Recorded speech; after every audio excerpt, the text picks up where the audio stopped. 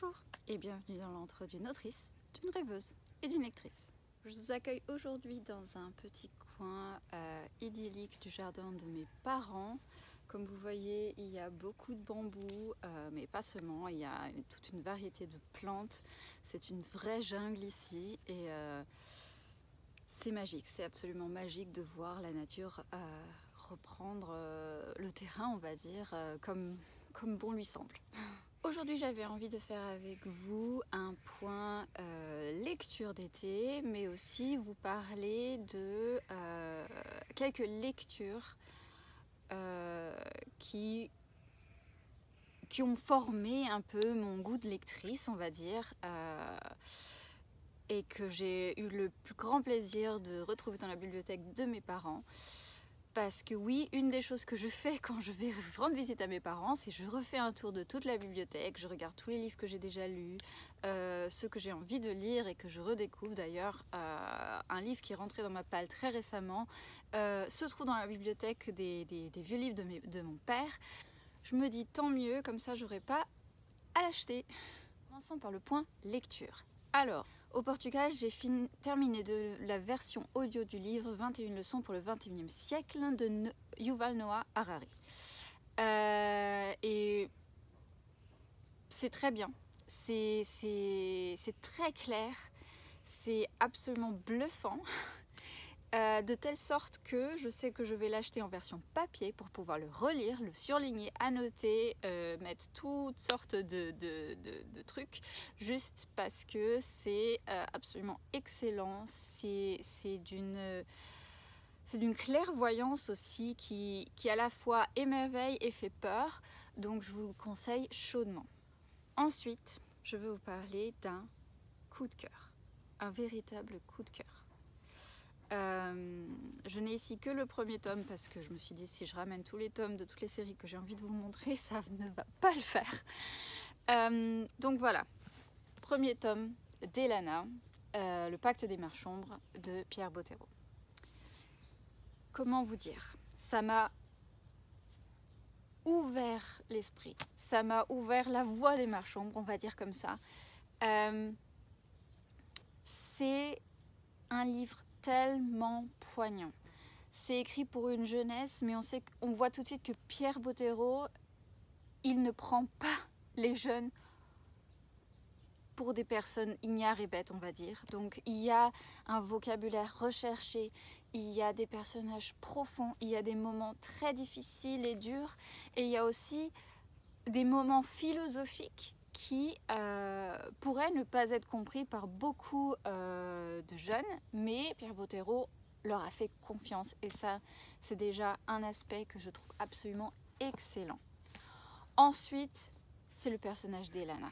Qu'un homme réussisse à construire un personnage féminin aussi fort, tout en étant émouvant et sensible à la fois, parce qu'il ne faut pas être fort juste pour et laisser les émotions de côté pour avoir du caractère, pour être important, pour être absolument merveilleux. Et Elana, elle est toutes ces choses-là.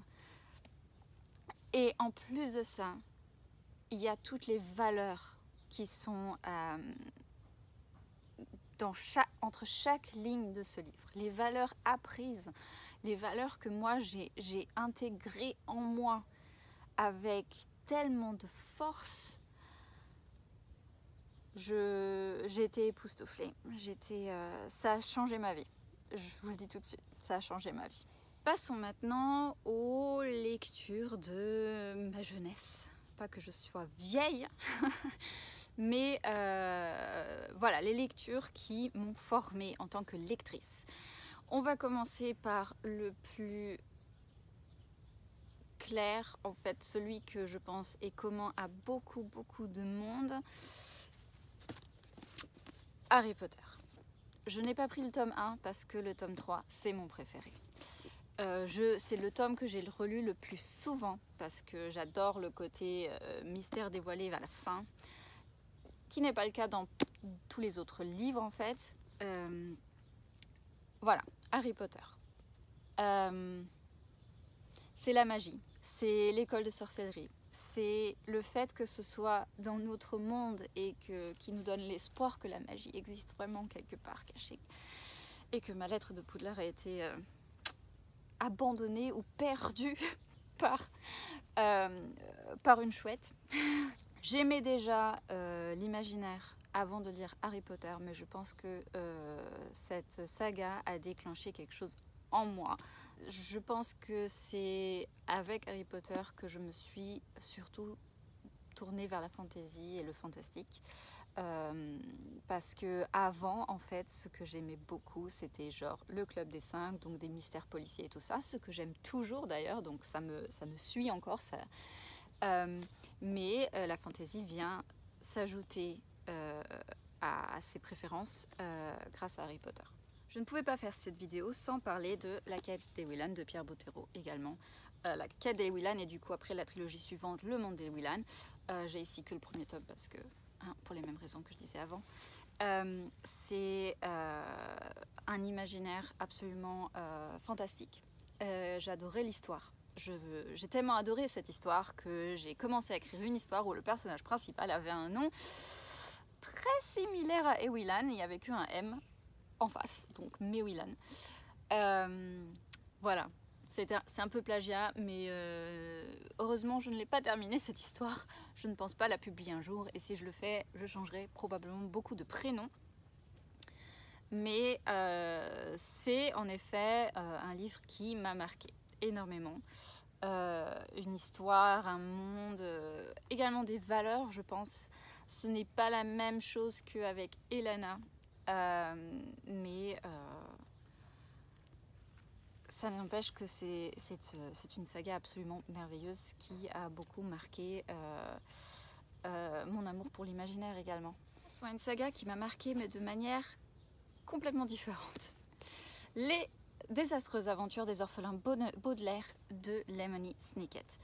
Il y en a 13 et ce sont vraiment des désastreuses aventures. Je ne connais pas beaucoup de monde qui les ait lus. Pourtant, il doit y en avoir puisque une adaptation film et série a été faite. Donc, je pense que c'est relativement connu. Et c'est atroce. On ne peut pas s'empêcher de les lire. Mais il se passe que des choses horribles. Il leur arrive que des noises à ces 3 enfants, à ces trois gamins super intelligents.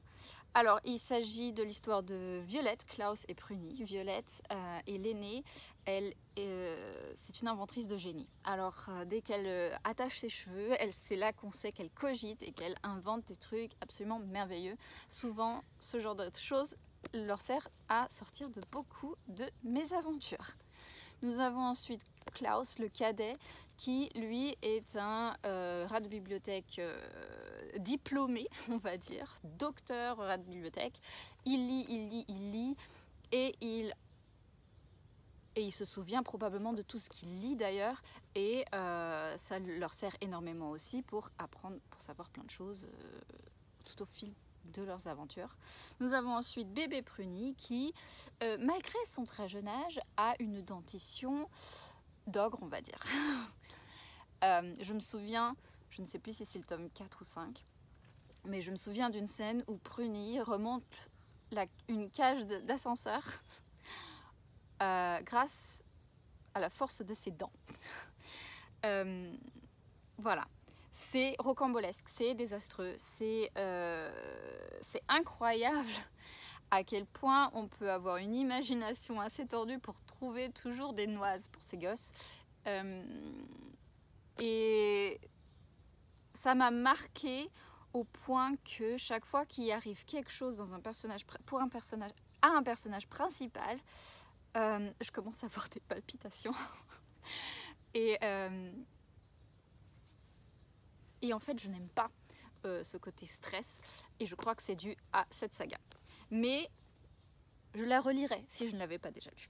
C'est ensuite un livre que je ne connais personne l'ayant lu, et pourtant je trouve que c'est une trilogie absolument merveilleuse, très drôle, très forte aussi, et je trouve ça très dommage qu'elle ne soit pas aussi connue. Il s'agit de la trilogie de Bartimelius avec le premier tome, L'amulette de Samarcande de Jonathan Stroud. Il s'agit ici d'un monde de sorciers en Angleterre qui acquiert des pouvoirs en invoquant des génies ou des djinns. Et l'histoire se centre sur Nathaniel qui invoque l'un des djinns les plus puissants, Bartiméus, alors que franchement l'invocation de ce djinn est normalement niveau supérieur et le gosse il a 12 ans, donc Bartiméus il est un peu sur le... Voilà, quand il le voit en débarquant sur Terre. Et les mésaventures, la relation entre ce djinn et ce gosse, et entre Nathaniel et Bartiméus est absolument magnifique. Elle est drôle, elle est touchante. C'est une trilogie que j'ai envie de relire. Chaque fois que je vois les tomes, je me dis... Il faut que je me replonge dedans avec un esprit d'adulte, parce que je l'ai lu, je sais pas, je devais avoir 13 ans. Mais juste pour replonger dans cette atmosphère. D'ailleurs, je trouve ça dommage que personne n'ait pensé à l'adapter au cinéma ou en série, parce que franchement, ce serait carrément génial. Passons à une saga à rallonge, L'Assassin Royal de Robin Hobb. Oui, je fais partie de ceux qui l'ont lu. Malheureusement pas jusqu'à la fin parce que quand on a déménagé, enfin bref, plein de choses, les derniers tomes n'étaient pas encore sortis et la vie a fait que... Bon, il y a des moustiques, hein. La vie a fait que on n'a pas acheté les tomes suivants et puis voilà. Et du coup, je me souviens plus trop dans le détail de ce qui se passe avant pour pouvoir lire les suivants. Donc probablement que je vais me relancer dans l'aventure de l'Assassin Royal ainsi que des Aventuriers de la Mer qui, elle, est une saga que je n'ai pas lue. Pour info, je crois que j'ai commencé à lire cette saga, je devais avoir 14 ans et il y a quand même pas mal de choses assez difficiles dans ces romans et pourtant j'ai adoré, j'ai absolument adoré. Ensuite, j'ai découvert The 100,000 Kingdoms de N.K. Jemisin pendant que je dormais chez une copine et j'ai commencé à le lire et je l'ai dévoré jusqu'à la moitié en une soirée. Ma copine a décidé de me l'offrir et pour mon anniversaire a donc acheté les 2 tomes suivants parce qu'elle a vu que je les adorais. C'est l'histoire, si je me souviens bien, d'une jeune fille, je crois qu'elle s'appelle Yane, qui vient des contrées du Nord, un peu isolée du monde, mais quand sa mère meurt, elle est appelée dans le royaume de la grande ville de Skye et nommée une des potentielles héritières du roi, sauf que le devenir implique beaucoup de jeux de pouvoir et de manigance et du coup elle va devoir apprendre tout ça. En plus il y a des dieux qui sont un peu en esclavage par les gens qui habitent dans cette cité, par le roi nommément et les autres héritiers de celui-ci. Moi je me souviens avoir beaucoup aimé cette histoire et la façon d'écrire de N.K. Jemisin, donc ce n'est pas vraiment une surprise de découvrir que c'est une autrice qui est maintenant vraiment couronnée de succès. Je ne pouvais pas me passer de parler de Dune de Frank Herbert avec ici une édition des années 70 qui appartient à mon papa. C'est un livre qui m'a beaucoup marqué par sa philosophie. Et c'est une philosophie que je retrouve dans l'adaptation maintenant des films de Dune avec cette cinématographie absolument époustouflante. Il y a une magie inhérente dans ce sable, dans ce jaune, dans ce désert qui est très bien représenté dans les films et que j'ai absolument dévoré dans ce premier tome. Alors je vais vous dire, je n'ai pas lu tous les tomes de la saga. Il me semble que j'ai lu les 3 premiers. Mais pour l'instant, le premier tome est mon préféré. de loin. Terminons par mon premier amour littéraire, le genre policier, avec The Gun Seller de Hugh Laurie, que je conseille si vous aimez rire. Alors il est possible qu'il y ait un humour anglais très présent et que vous ne le compreniez pas, je ne sais pas, je n'ai pas lu la version française et moi comme je suis adepte de l'humour anglais, j'ai personnellement adoré, mais si on aime Hugh Laurie qui est l'acteur qui joue Dr House et qu'on connaît son humour, c'est vraiment un livre incontournable parce que absolument déchanté. C'est l'histoire de Thomas Lang qui est comment on dit, gun for hire, bon, qui est payé pour tuer des gens, voilà, un assassin professionnel, et on l'embauche pour tuer un type, mais je ne sais plus pourquoi il décide de ne pas le faire. Et du coup, il n'y a que, pardonnez-moi le mot, il n'y a que des emmerdes, des ennuis qui lui arrivent tout le temps. Et il doit se dépatouiller de tout ça. Et c'est... Hugh Laurie joue ici avec les clichés du genre, avec les femmes fatales et tout ça, mais avec tellement de brio, tellement d'humour que c'était une lecture que j'ai vraiment adorée.